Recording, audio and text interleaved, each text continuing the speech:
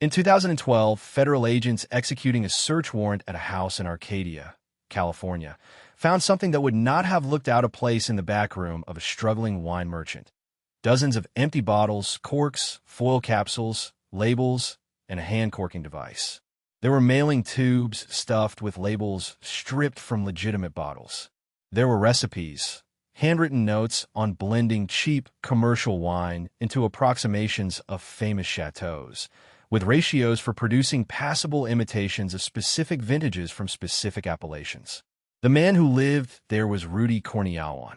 He had arrived in the United States from Indonesia on a student visa in the late 1990s, had no formal training in wine, and had become, through a combination of genuine sensory talent and audacious dishonesty, one of the most celebrated wine collectors and tasters in America.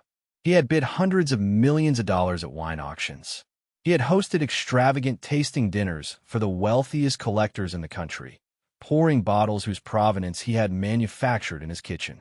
He had sold tens of millions of dollars worth of counterfeit wine to people who were far too sophisticated to have believed they could be fooled. The story of how he did it, how he was caught, and how science ultimately proved what the tasters could not, is one of the most remarkable frauds of the 21st century. Fine wine fraud is not new. It is as old as fine wine itself. In ancient Rome, merchants adulterated wine and falsified origins.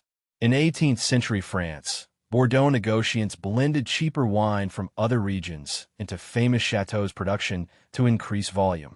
The specific form that modern fine wine fraud has taken, the counterfeiting of trophy bottles from the most celebrated producers of the 20th century, is a product of a particular moment in economic history. The explosion of wealth in the 1980s and 90s that created a global class of collectors willing to pay extraordinary prices for the most prestigious bottles, combined with the relative ease of replicating the physical presentation of a bottle that predated modern authentication technology. A bottle of first-growth Bordeaux from the 1945 vintage, widely considered among the greatest vintages of the 20th century, produced in quantities that were never large and have diminished through consumption and breakage in the decades since, could command prices at auction of several thousand to tens of thousands of dollars per bottle by the 2000s.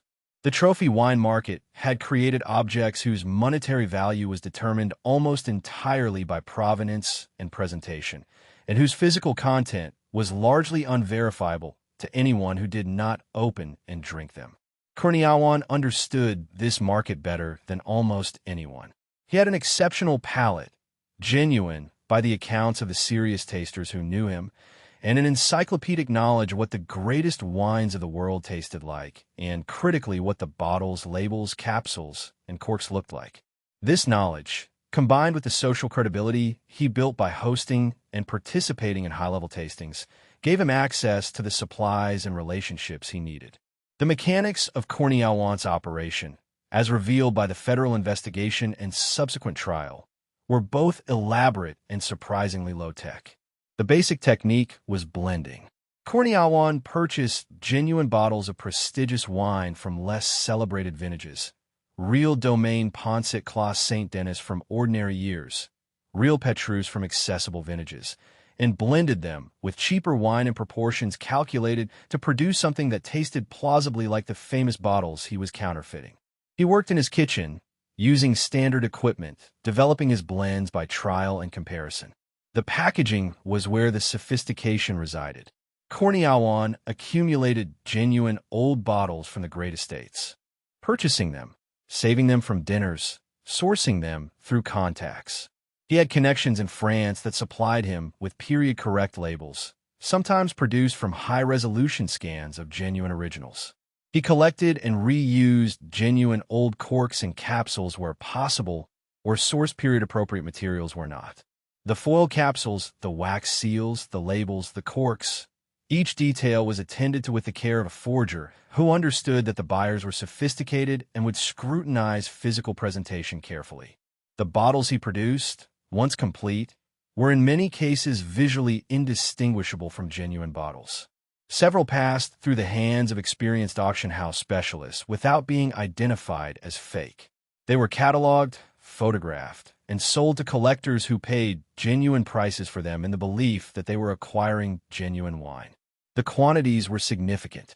Court documents established that Cornyawan had consigned tens of millions of dollars worth of wine to auction over several years.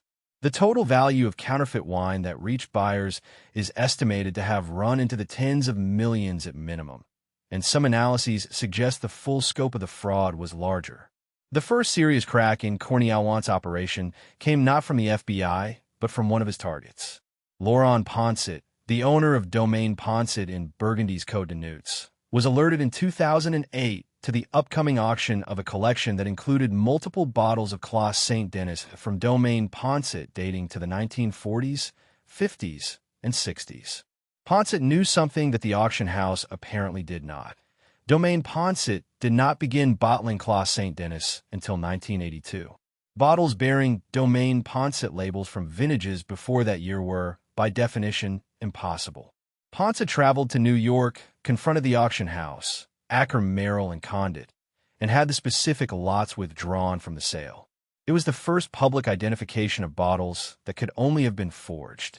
The auction house maintained that it had acted on the consignor's representations and was itself a victim. The consignor was Cornyawan, though his identity was not immediately public. The episode attracted the attention of investigators, and the subsequent federal investigation developed over the following years, culminating in the 2012 search of his Arcadia home that found the counterfeiting operation in full evidence. The most scientifically remarkable aspect of the Cornyawan case, and the aspect with the broadest implications for fine wine authentication, was the development and application of radioisotope dating to prove that specific wines had not been produced when their labels claimed.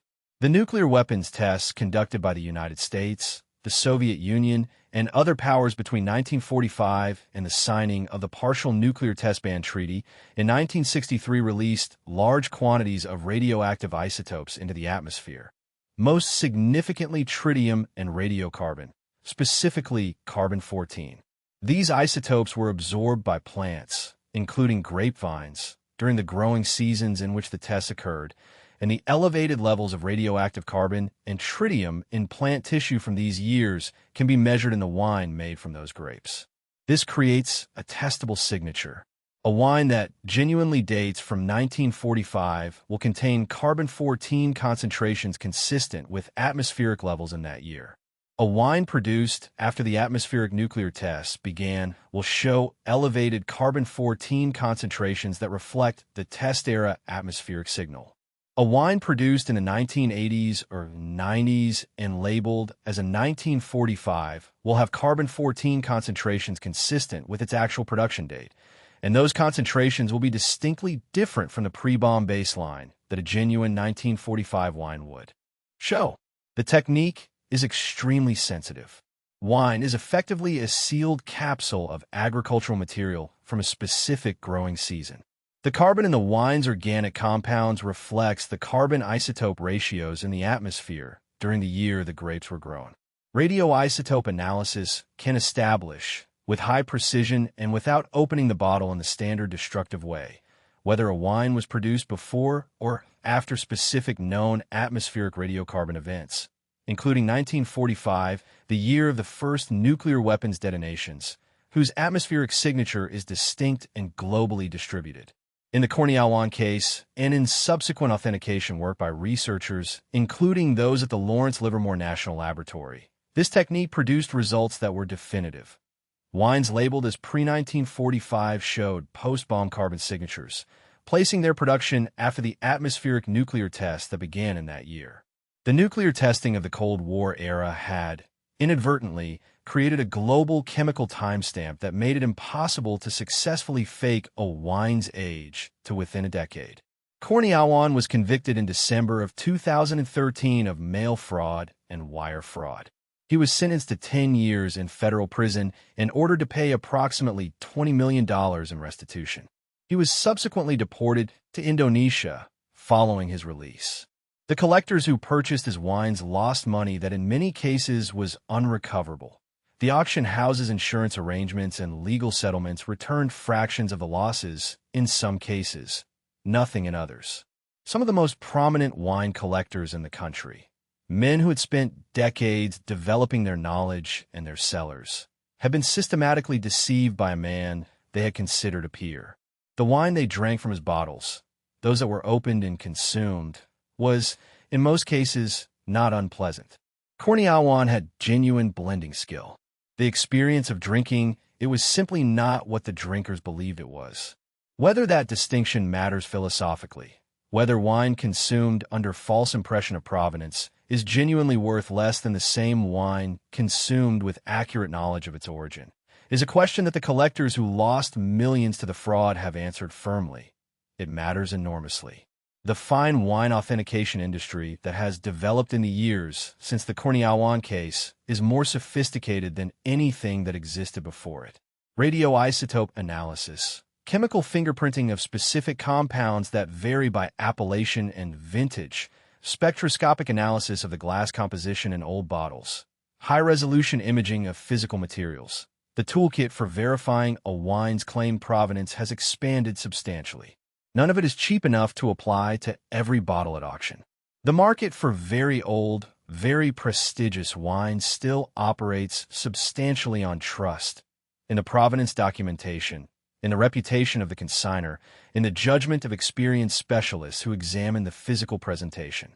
Corniawan exploited all of these trust mechanisms simultaneously, using genuine expertise to build the social credibility that made the fraud possible. The bottles are still out there. Cellars around the world contain wine that Corniawan produced in Arcadia, bearing labels he printed, sealed with corks he sourced and reused. Some of it has been identified and withdrawn from subsequent auction. Much it has not. The carbon-14 signature is waiting in every bottle, ready to testify to when the grapes were actually grown, but only if someone decides to test.